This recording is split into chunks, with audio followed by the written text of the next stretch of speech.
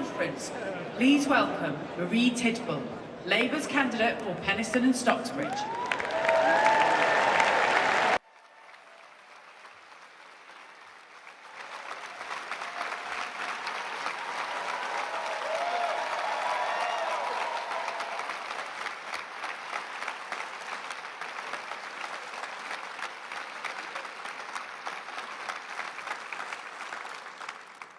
Josephine Baker was a nurse in our NHS. She worked hard, believed in public service and was dedicated to caring for others. Values she passed on to her 4 children. When she was just 11 years old, Josephine was told she had Still's disease, a rare type of severe arthritis. She struggled to walk and, later in life, she had to have her leg amputated and eventually was unable to eat, move, and lost the power of communication. I heard this story 3 years ago. I also heard that, along with his brother and sisters, Josephine's second son cared for her in his late teens. This was life-changing for him too. Life was emotionally and financially tough. At one point, the family's phone was cut off because they couldn't pay the bill. But at the same time, he worked hard at school. He was the first in his family to go to university, became a barrister, and fought for those values his mother gave him, going on to become the Director of Public Prosecutions. That man is Keir Starmer.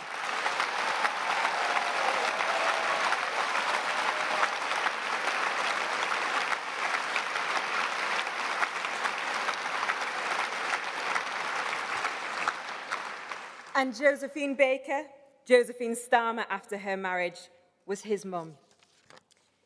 Over the past 13 years, where working people have been let down so badly, I've advocated for disabled people's rights and tackling inequality in health and education. When I voted for Keir as leader, I knew that he was the best possible person to fight against injustice and stand up for working people.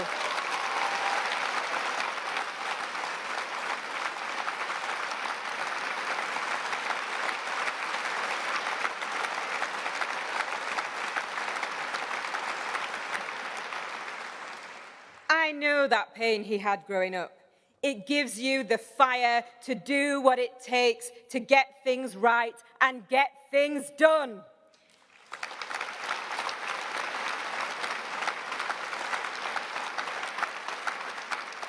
A leader with the values, the lived experience, the grit and determination to work with us all, to put our country first and to give us our future back.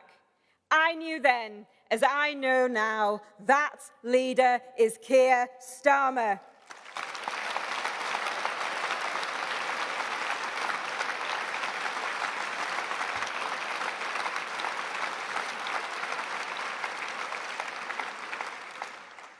He believes, as do I, that Britain is a nation of extraordinary people who can achieve extraordinary things. And right now, millions of people across our country need the Labour Party to be that force.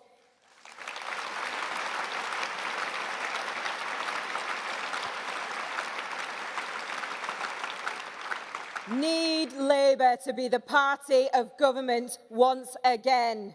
And they need leadership that will ensure that our ambitions of our country and the potential of its people will be fulfilled. Leadership that will give us back our future. Conference. Joining us on stage in a few moments after this video, the leader of the Labour Party, Keir Starmer.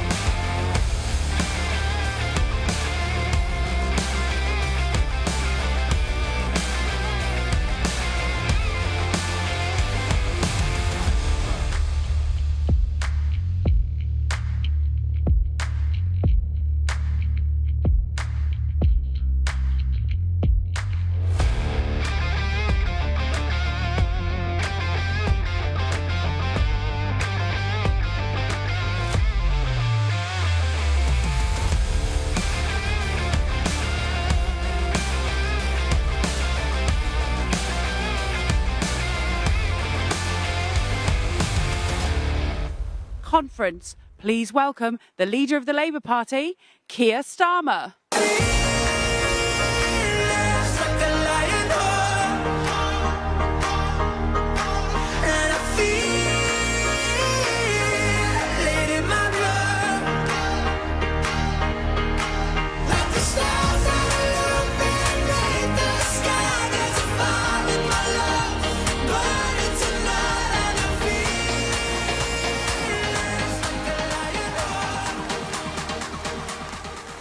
Thank you.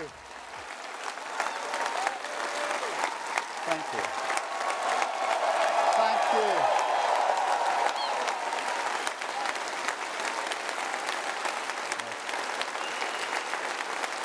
Thank you. Thank you, conference. Thank you, conference. True democracy is citizen-led. Politics needs an update. We demand a people's house. We demand a people's house. We are in crisis. We are in crisis. Our whole future is deafening.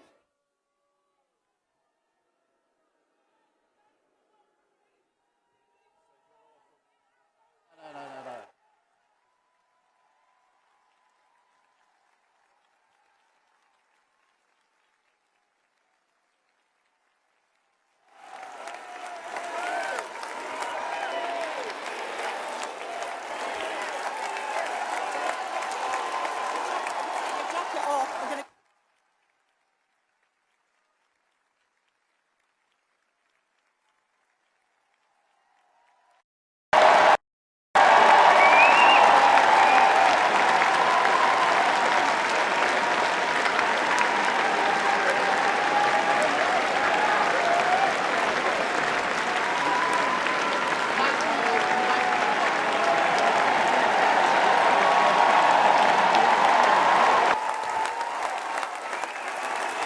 Thank you, conference.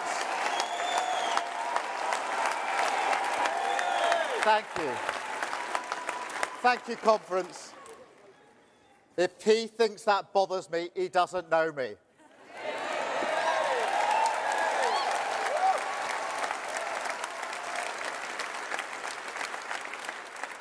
Protest or power, that's why we changed our party, conference.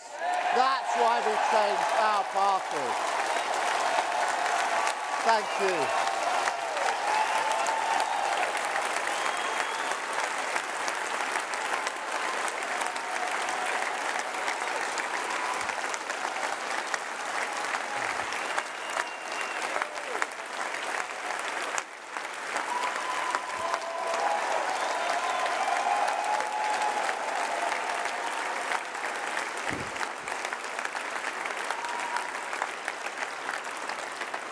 And it was just as well it was me because my wife's dress is really beautiful.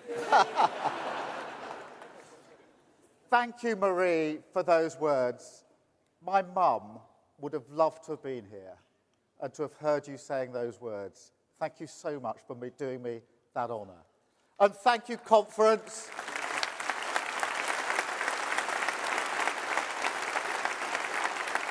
Thank you for that reception. It is fantastic to be here with you in Liverpool again. And now, before I get going, I know what you're thinking. Please, please, please, no more Arsenal jokes. And I think you're right. But, conference, I do want to offer my sympathies to Manchester. No, not for that reason. But because I really do feel for any city that had to host that circus last week. Honestly.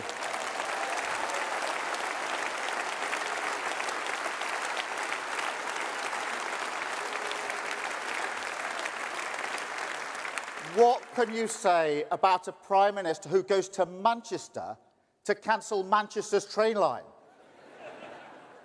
The self-declared champion of motorists who had to borrow a car for a photo op. A man who keeps a very close watch on the cost of living crisis from the vantage point of a short-haul helicopter. Conference, I never thought I'd say this, but I'm beginning to see why Liz Truss won. although,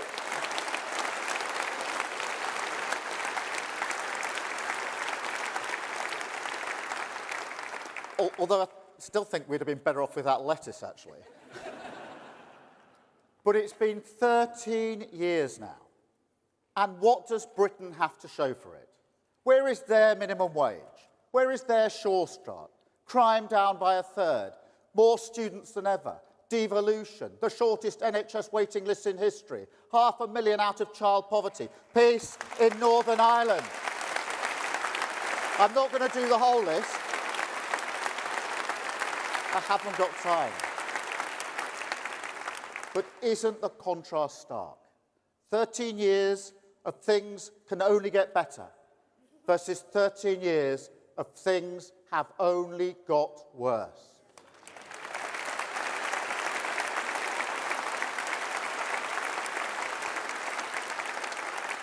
Conference, this is what we have to fight. The Tory project to kick the hope out of this country, drain the reservoirs of our belief. That's why I started with our achievements. I wanted to remind everyone that there was a time, and it wasn't that long ago, when questions such as, is Britain destined for decline, would have felt ridiculous even to ask. And I have to warn you, our way back from this will be hard. But know this, what is broken can be repaired. What is ruined can be rebuilt. Wounds do heal. And ultimately, that project, their project, will crash against the spirit of working people in this country, and they are the source of my hope.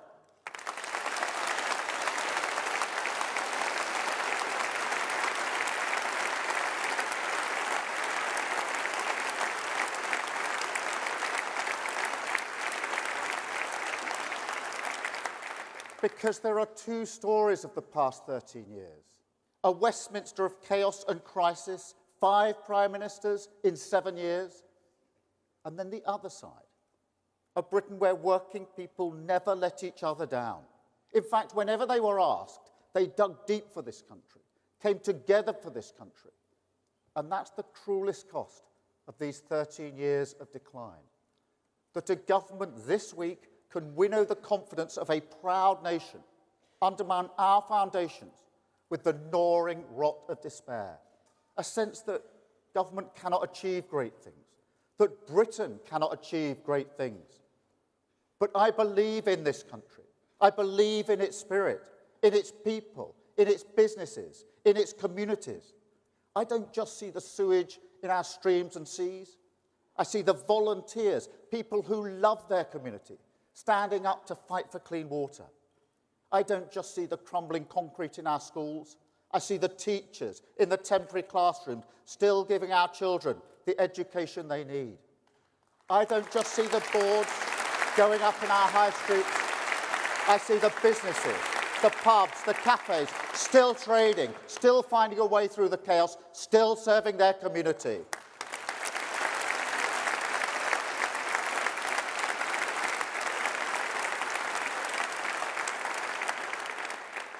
That's the real Britain conference. Millions of people who've looked at the Tory circus and said, fine, we'll get on with it ourselves. And I say, let's stand with them. Give them the government they deserve. Turn our backs on never-ending Tory decline with a decade of national renewal.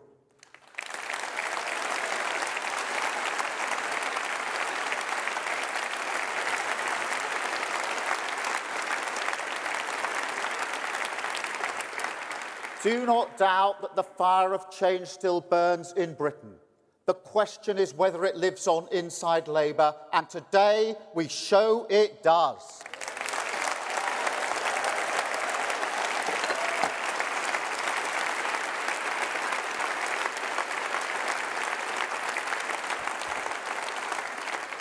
Today we turn the page, answer the question, why Labour? With a plan for a Britain built to last, with higher growth, safer streets, cheap British power in your home, more opportunity in your community, the NHS off its knees, a Britain with its future back.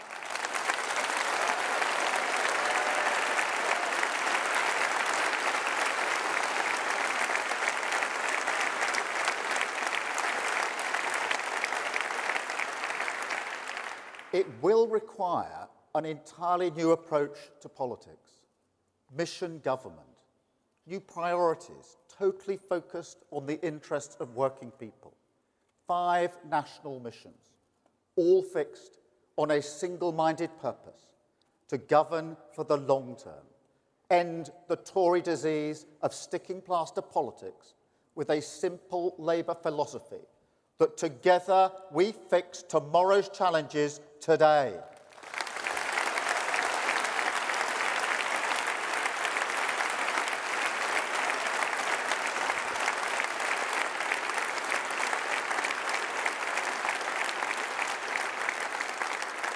And conference, this new path can only be walked by a new party, a changed Labour Party, no longer integral to gesture politics, no longer a party of protest, a party of service.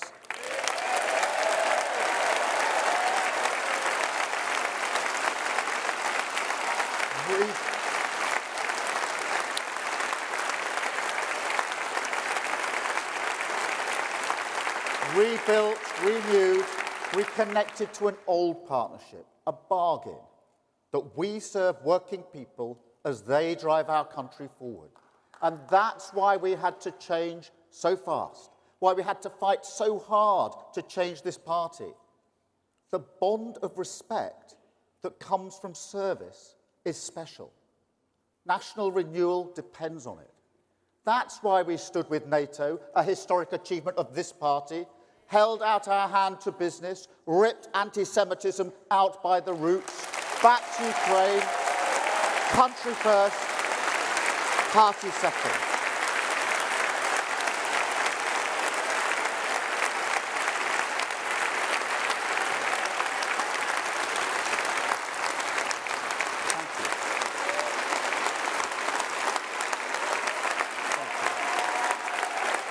Thank you, conference. Thank you.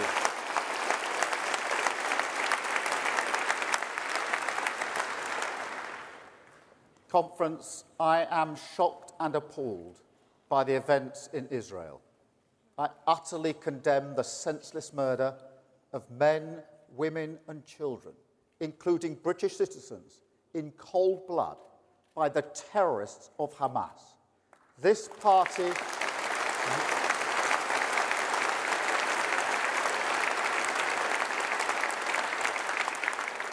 This party believes in the two-state solution, a Palestinian state alongside a safe and secure Israel. But this action by Hamas does nothing for Palestinians, and Israel must always have the right to defend her people.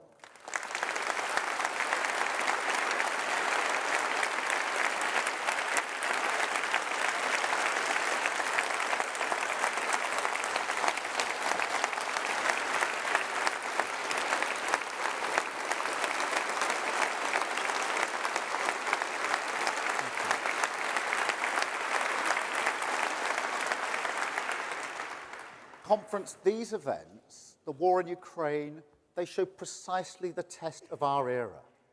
The world is becoming a more volatile place. Revolutions in energy, science, technology are reshaping the global economy. The race is on for the new jobs, the new supply chains, the new industries that will emerge. Climate change is a recipe for instability. We've seen that on our TV screens all summer. Terrorism, the movement of people, criminal gangs who exploit their vulnerability. They're all challenges we must confront.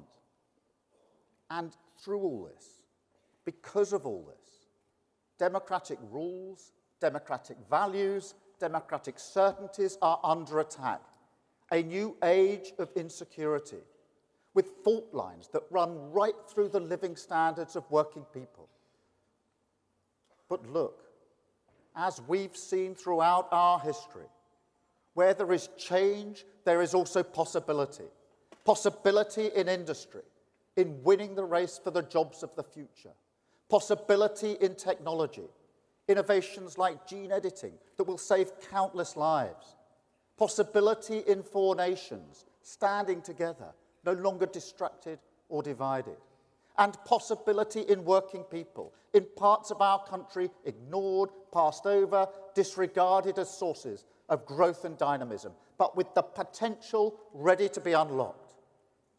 It boils down to this: can we look the challenges of this age squarely in the eye, and amidst all the change and insecurity, find the hunger to win new opportunities and the strength to conserve what is precious? Because, conference, I tell you, that is what Britain needs, and that is what we must become.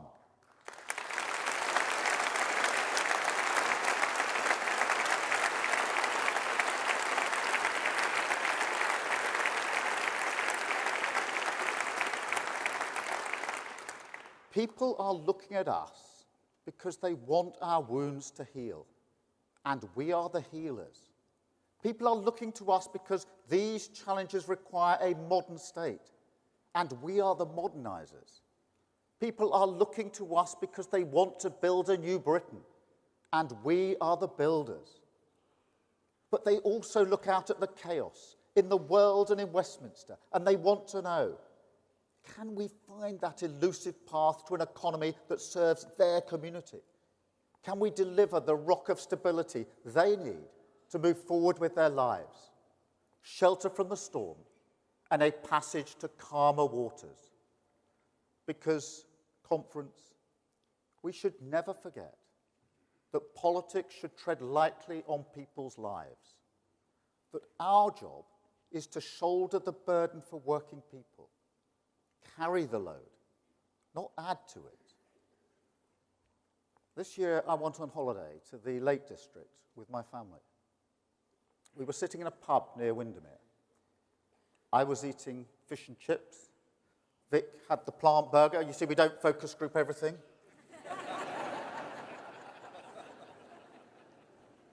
Anyway, we were sitting there.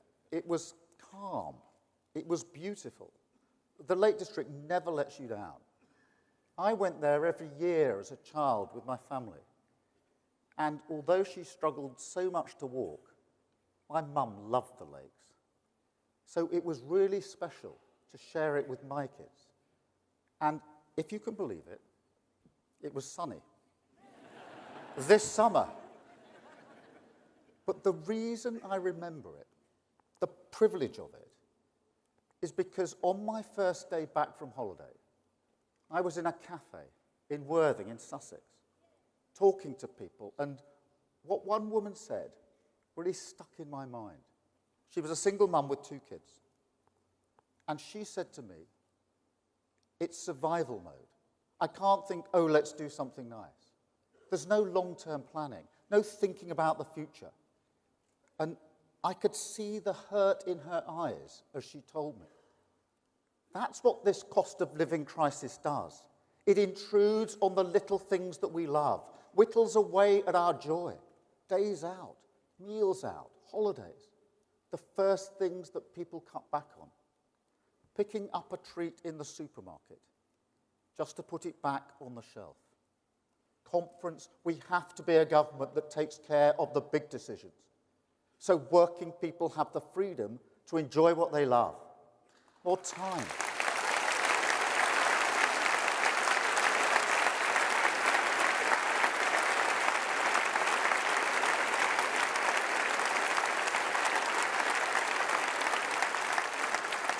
More time, more energy, more possibility, more life. It could be football, fishing, or just a quiet time with your family. But we all need that conference. We all need the ability to look forward, to move forward, free from anxiety. That's what getting our future back really means.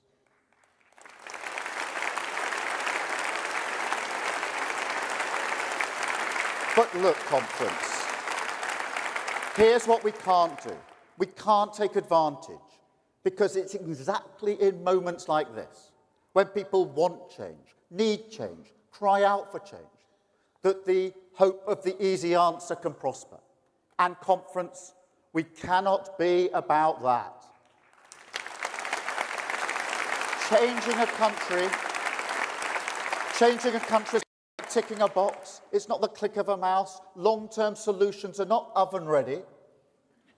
If you think our job in 1997 was to rebuild a crumbling public realm, that in 1964 it was to modernise an economy left behind by the pace of technology, that in 1945 to build a new Britain out of the trauma of collective sacrifice, then in 2024 it will have to be all three. All three.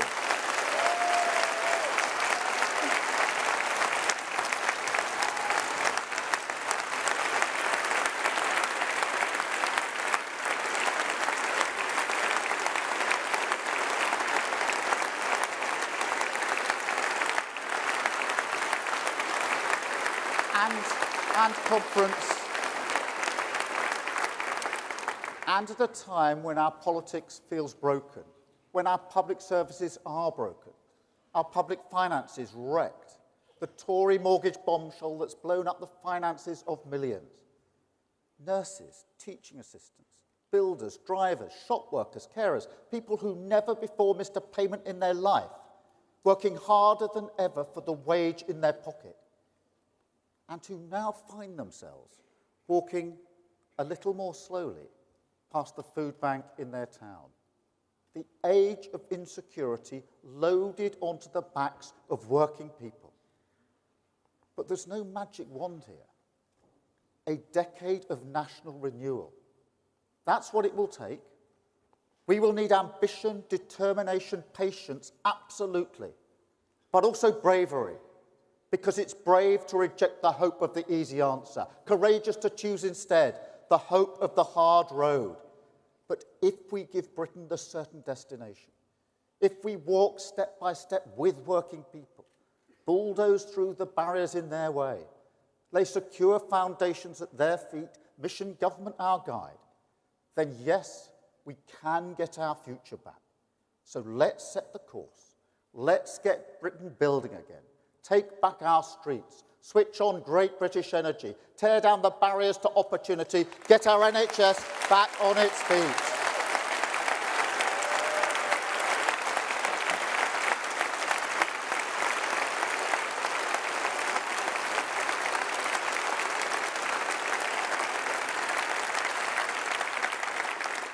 And today, another step along that road, an answer to the outrage that is 7.5 million people waiting for treatment on our NHS.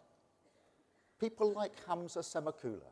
He's a semi-pro footballer who plays for Hendon in the Southern League. Last year, he tore his knee ligaments very badly, and that left him with a choice of paying £15,000 to go private or abandoning his career, his love, his joy. Now, Hamza actually crowdfunded his operation in the end. The British people dug deep and got him back on the pitch. And he's back in the goals as well. He scored in the FA Cup this season.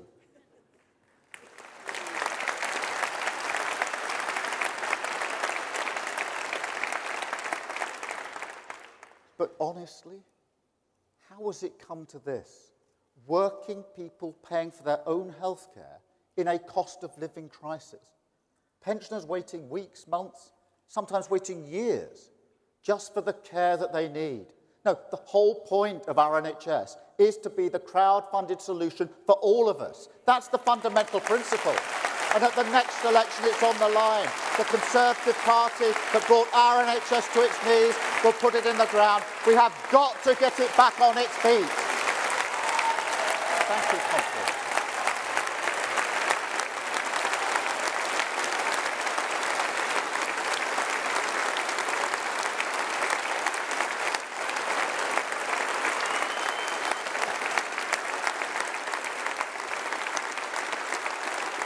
Thank you, Conference. Thank you. The non-dom tax status is a legal loophole that allows some of the richest people in the world to avoid paying tax in Britain. That's money we could invest in our NHS. That's always been our priority. And right now, the biggest challenge is cutting waiting lists. So we will invest that money in boosting capacity. We will get the NHS working round the clock, and we will pay staff properly to do it. More operations, more appointments, more diagnostic tests. You will be seen more clearly in an NHS clearing the backlog 7 days a week. But conference, do not doubt the hard road either. Because if all we do is place the NHS on a pedestal, then I'm afraid it will remain on life support. I know some people don't like the word reform, but I do now. There's no other option. We must be the government that transforms our NHS. We can't go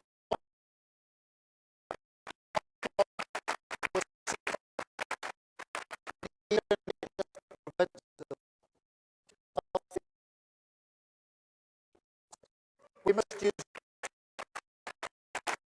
technology to overhaul every aspect of delivery, move ahead closer to communities, deploy the power of artificial intelligence to spot disease quickly, mental health treatment when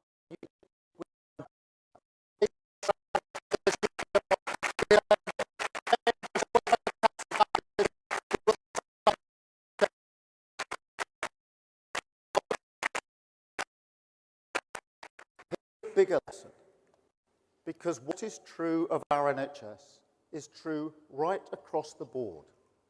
We're not here to manage the shop. We're here to make government more dynamic, more joined up, more strategic, focused at all times and without exception on long-term national renewal. Mission government. It's not about size, a more powerful engine, not a bigger car. A reforming state, not a checkbook state. Now, people will say, don't rock the boat. We've always done it like this. Is this really necessary? I've reformed a public service before. I know how it goes. But it's our responsibility to do it. And across our public services, the prize is huge. Because if we call time on wasteful police procurement, then we can have a community policing guarantee, more police in your town, fighting antisocial behaviour and taking our streets back. If we ignore the appeals for the status quo on private school tax breaks or outdated national curriculum, then we can have mental health staff in every school, more expert teachers in the classroom, more creativity, speaking skills, confidence, shatter the class ceiling at source. And if we want to challenge the hoarding of potential in our economy, then we must win the war against the hoarders in Westminster. Give power back and put communities in control. That's mission government.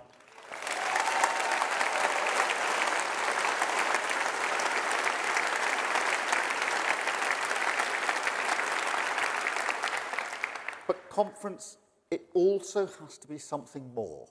A deeper bond, a partnership between people and politics that in our age, after these 13 years of decline, will be hard to renew. Some people say to me, it's about honesty, isn't it? We were lied to. These politicians were liars. But, you know, that's not it. Well, maybe for one of them, it actually was it. But for people like Rishi Sunak, it's more that they cannot see the country before them. The walls of Westminster are so high. The view that your lives, your services, your future are just pieces on their board. That's so deeply ingrained in their mindset. They have no way to understand what you've been through. You know, they actually believe what comes out of their mouths. When your public services were cut to the bone and they said, we're all in it together. When they told you to your face that Brexit would only bring benefits for your business. When they say now that they're taking tough decisions for you in this cost of living crisis. They've convinced themselves that this is what they're really doing. They can't see Britain, not your Britain, can't accept that every time your interests were on the line, they made you pay. But when it's people like them, they look after themselves. Rishi Sunak.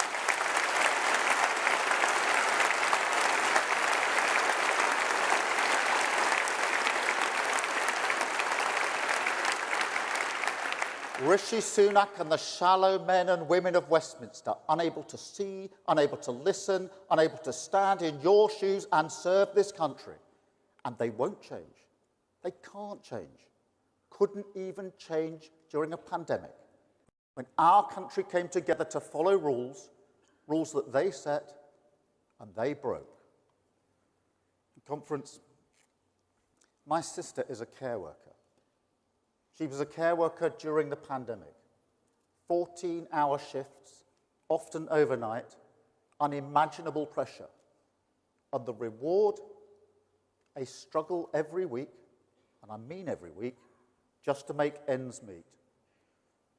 But it's not just about that. It's also about respect. Working people never let each other down. And in the pandemic, the British people didn't let them down. The bond of respect was there. That's why we clapped. Britain knew exactly who was serving it in its time of need. And for me, that's the biggest frustration. Not the pitiful reward the government gave for that service, but also the countless missed opportunities to deepen that bond. Use it to change our country. Because I believe this country respects itself. I believe the British people respect each other. And I believe that if people see that respect, see that service in their politics, then they commit to the mission of national renewal.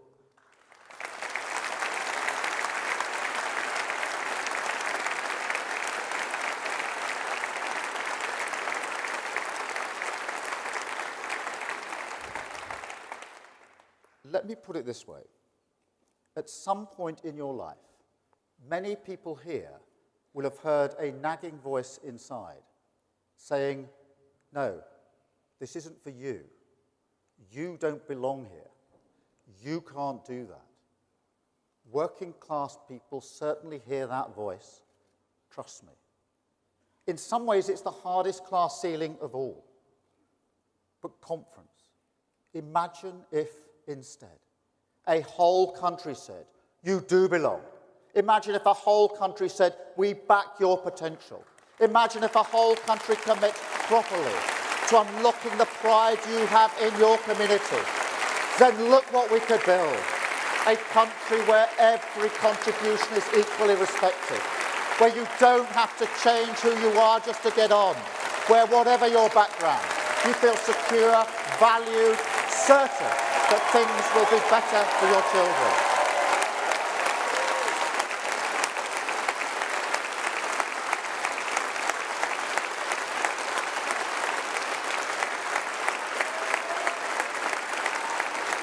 Thank you, Conference. Thank you. A Britain strong enough, stable enough, secure enough for you to invest your hope, your possibility, your future. A Britain built to last, where working people are respected, crime is prosecuted, ambulances come, the minimum wage is enforced, infrastructure gets built, children feel safe in their classrooms, businesses and workers unite in partnership, fight for the jobs of the future, jobs that are well paid and in your town, and where MPs have only one job, service. No more.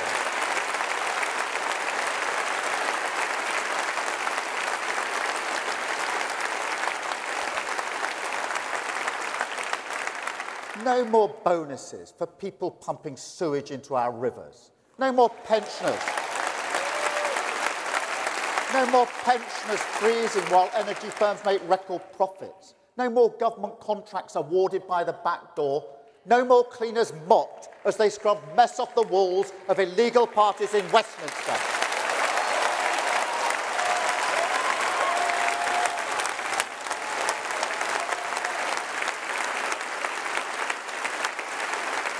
Thank you, Tom.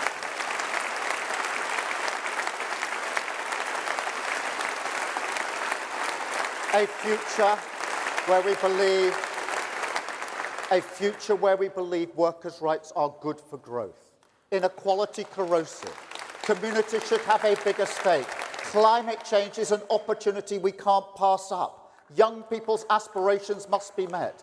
Britain is respected around the world again. That's our future conference. Let's get it back.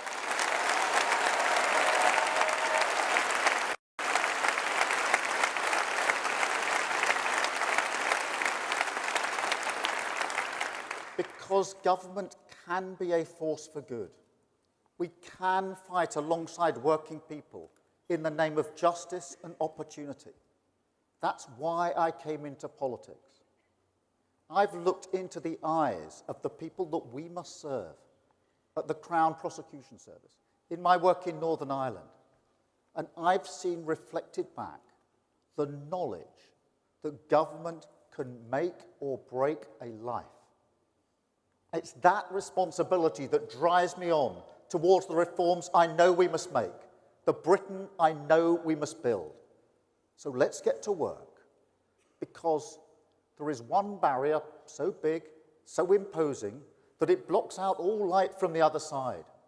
A blockage that stops this country building roads, grid connections, laboratories, train lines, warehouses, wind farms, power stations. An obstacle to the aspirations of millions, now and in the future, who deserve the security of home ownership. A future hidden by our restrictive planning system. And conference, we must bulldoze through it.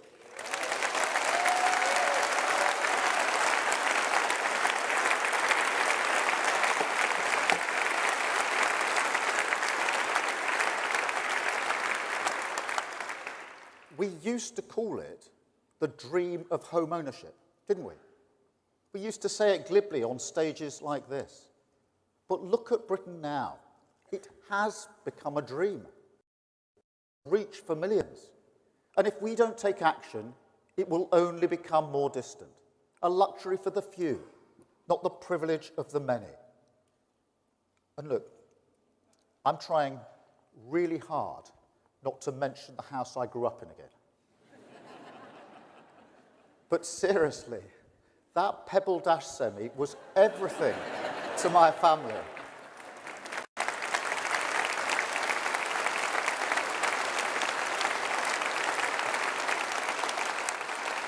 It gave us stability through the cost of living crisis in the 70s. It served as the springboard for the journey I've been on in my life. And I believe every family deserves the same.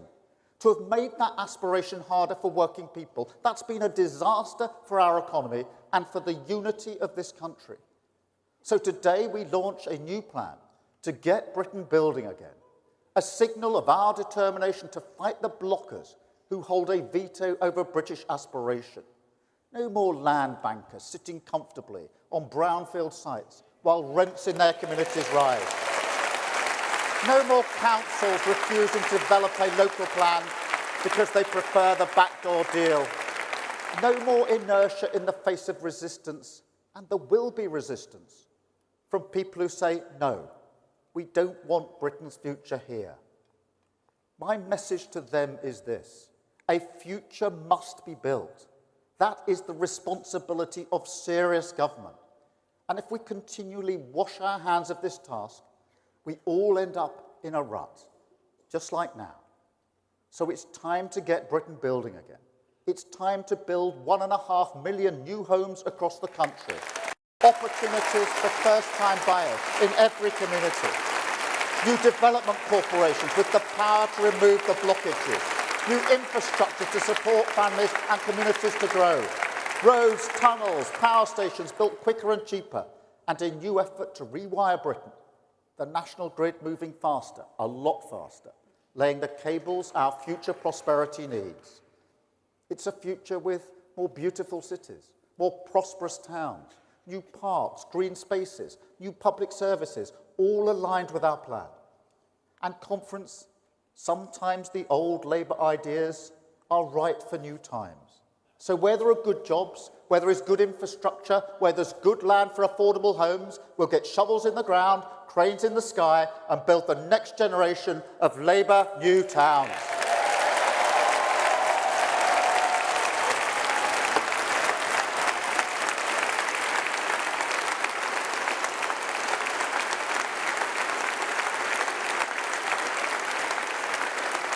Thank you. Thank you, Conference. And no, this doesn't mean we're tearing up the green belt. Labour is the party that protects our green spaces. No party fights harder for our environment. We created the national parks, created the green belt in the first place. I grew up in Surrey. But where there are clearly ridiculous uses of it, disused car parks, dreary wastelands, not a green belt, a grey belt, sometimes within a city's boundary, then this cannot be justified as a reason to hold our future back. We will take this fight on. That's a Britain built to last.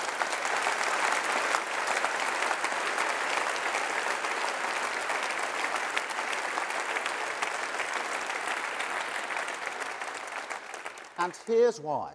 Because getting Britain building again is critical for economic growth, our most important mission, and also a means, a way to soften that hard road, deliver on national renewal, and escape the cost of living crisis permanently.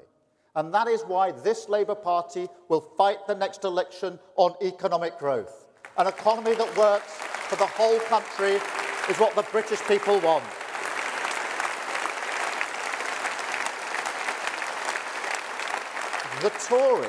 The Tories know that. They stood at this crossroads before, called it levelling up. But as soon as they counted their votes, they turned back. Back to the comfort of the easy answer. Back to the trickle-down nonsense that sees wealth trickle up and jobs trickle out. You cannot understate this. Those ideas are finished. Blown away by a world where tyrants like Putin pay little regard to the niceties of market dogma, but also because in the end, they always make working people pay. You saw it last year. Tax cuts for the richest, the pound sinking like a stone, a wrecking ball to our finances, economic shrapnel everywhere, family budget shredded, a £300 billion bill, the only remedy, Labour stability.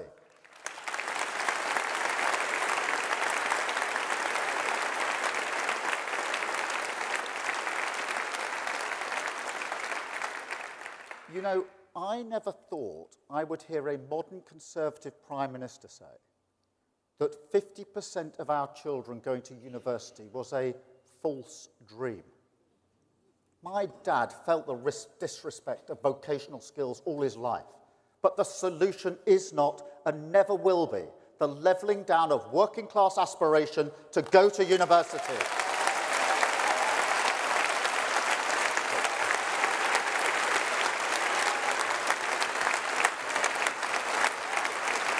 But conference.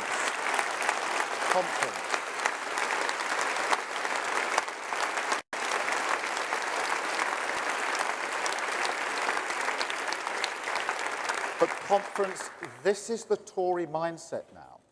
Don't solve problems, exploit them.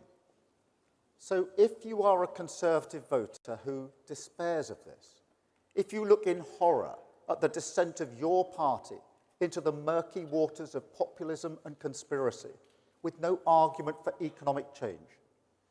If you feel our country needs a party that conserves, that fights for our union, our environment, the rule of law, family life, the careful bond between this generation and the next, then let me tell you, Britain already has one, and you can join it. It's this Labour Party.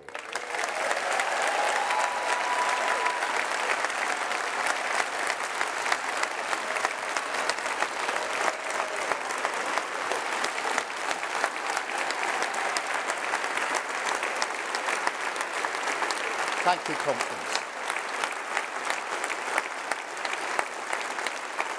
And this is our mission. Every new era of growth must start with an expansion of the country's productive capabilities. That is an iron law. But what isn't an iron law is who that growth benefits. Back in the 80s, the Tories gave us the financial Big Bang, and we're still counting the cost. Wealth and opportunity concentrated in the hands of the few. Our Labour era will instead unleash the big build, and the winners this time will be working people everywhere. That's a Britain built to last.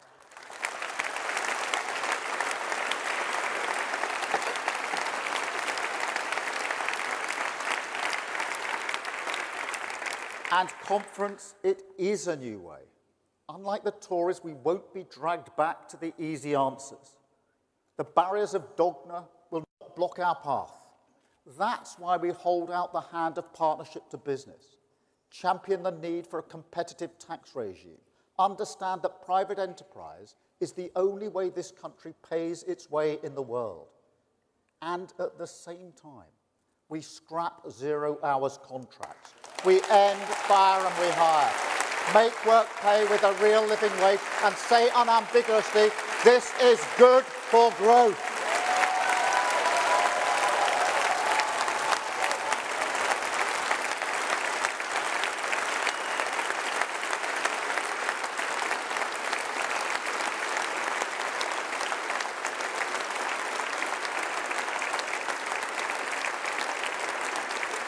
Conference, we say yes to sound money, yes to cutting waste and debt, embrace the need for stability. Fiscal responsibility is non-negotiable. And if investment can kickstart growth, if investment can save money in the long run, can protect jobs, create jobs, crowd in billions of private investment, then yes, we must get on and do it.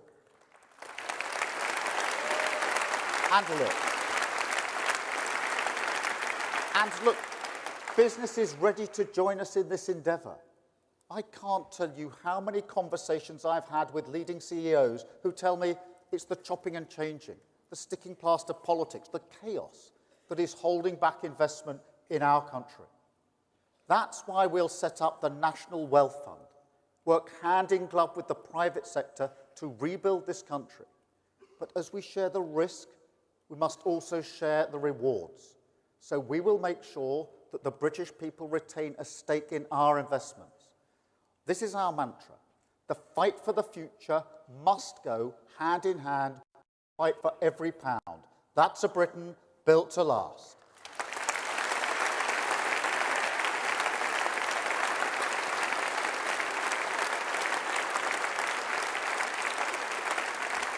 Not state control, not pure free markets, but a genuine partnership, sleeves rolled up, working for the national interest, worker and business, public and private, building a bridge from the jobs we must protect today to the opportunities we have to win for tomorrow. That's why the global crisis of the last 13 years have been so painful for Britain. The stand-aside state that leaves nobody with the future they want because there's no direction. An irresponsibility towards the future that defies the values Conservatives say they support. You heard the Prime Minister banging the drum again last week. But I say to him, look around Britain. Look at the bills working people are paying now. They're more expensive because you didn't build the gas storage. You didn't invest in clean British energy. You scrapped home insulation. And you're doing it all again. Moving the targets back, passing it on to the next generation, letting the cost rise because you won't pay. Sticking plaster politics, an approach as riven through the foundations of our security as the crumbling concrete in our schools. The never-ending cycle of Tory Britain, party first, country second, drift, stagnate, decline. We have to turn the page on this conference. Government must steer the ship on industrial policy. That's a crucial part of any plan for growth. So here's our strategy. Step one, our National Wealth Fund, standing with business, ready to invest in the critical infrastructure that we need.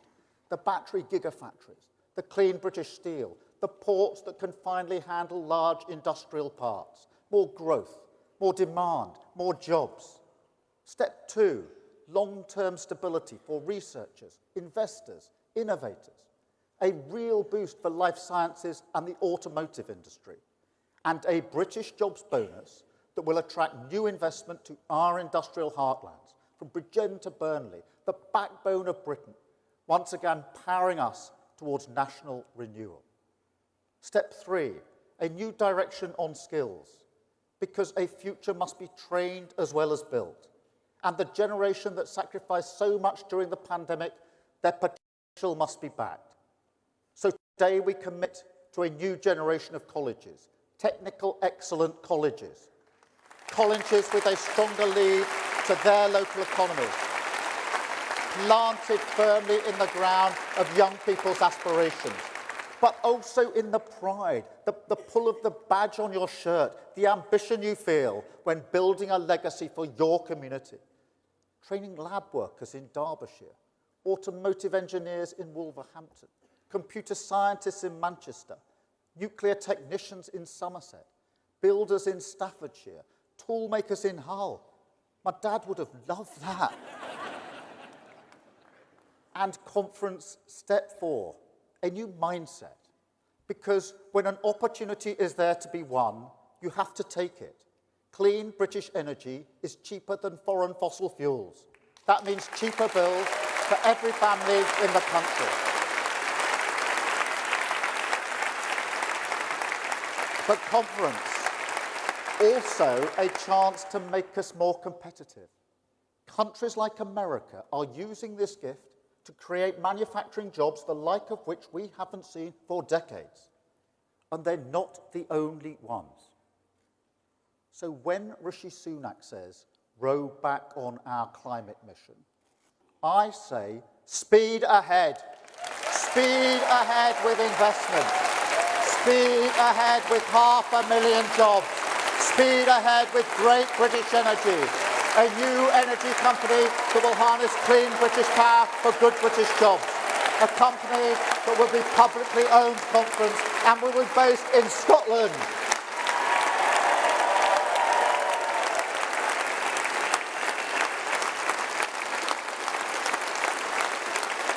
Because, conference, though great British energy will be a shared mission, Scotland has the skills, Scotland has the ingenuity, and Scotland is at the heart of a Britain built to last. That's what the people of Rutherglen voted for. And conference, I want to thank Anas for his inspiring leadership in that campaign and beyond, and Michael Shanks, who will serve his community with dignity, pride and determination. Michael.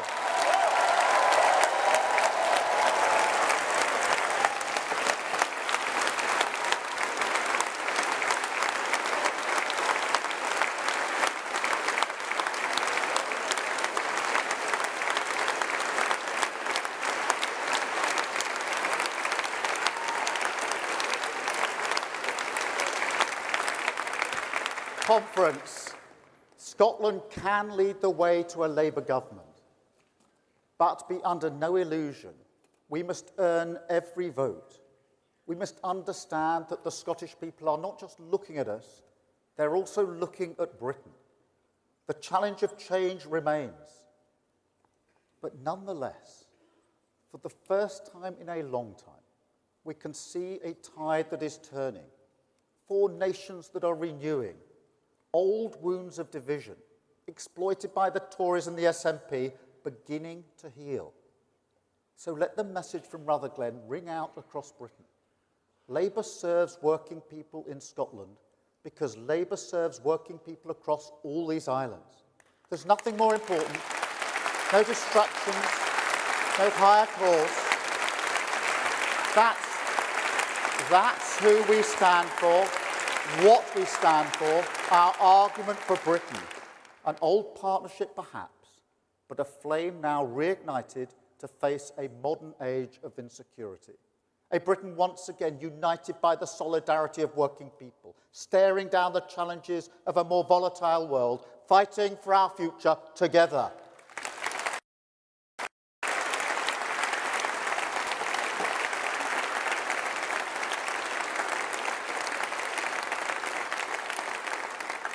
And conference, it will be a fight. The SNP will regroup. Of course they will. Once again, they will wave away the lessons of history, try to present nationalism as a bridge to the world. We have to remind them it can barely provide a ferry out of the Hebrides.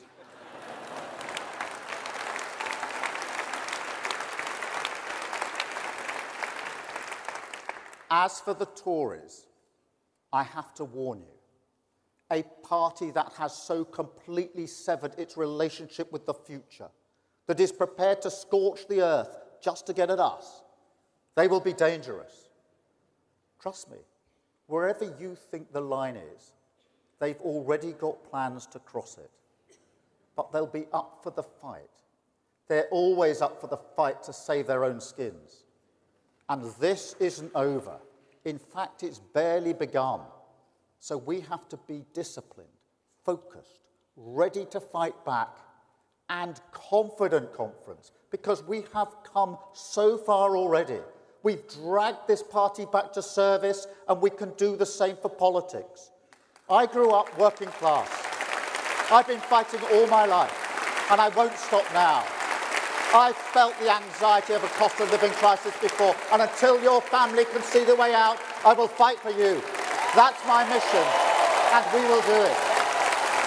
We will face down the age of insecurity, break the stranglehold of Tory decline, walk towards a decade of national renewal. Conference.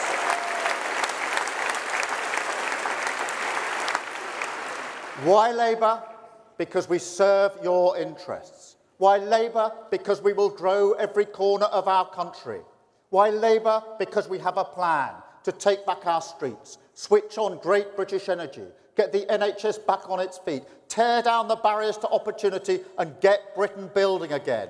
A plan for a Britain built to last, a plan to heal the wounds, a plan to turn the page and say, in a cry of defiance to all those who now write our country off, Britain must, Britain can, Britain will get its future back. Thank you, conference. Thank you, conference. Thank you. Thank you.